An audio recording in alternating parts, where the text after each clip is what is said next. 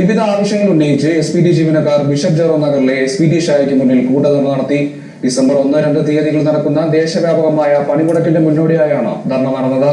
ധർണ all Kerala bank employees federation ജില്ലാ secretary P Shaji ഉദ്ഘാടനം ചെയ്തു.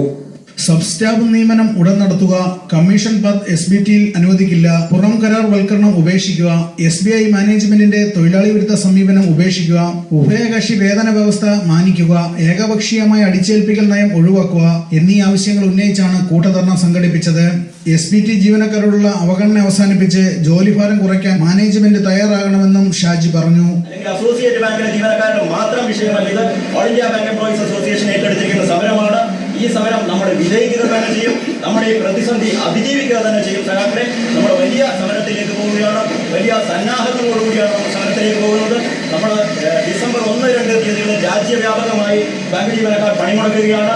അതിന് പരിഹാരമായില്ലെങ്കിൽ ഡിസംബർ അവസാനത്തോടുകൂടി അഖിലേന്ത്യാ ഇൻഡെഫിനിറ്റ് സ്ട്രൈക്കിലേക്ക് മുഴുവൻ ബാങ്ക് ജീവനക്കാരും പോകുന്ന തരത്തിലേക്കുള്ള സമരത്തിലേക്ക് നമ്മൾ കടക്കുക. ടെലൻസ് ബോയ് ആന്റണി, ആർ പ്രീത, ഗിരീഷ് കുമാർ, ശ്രീകുമാർ തുടങ്ങിയവർ പങ്കെടുത്തു.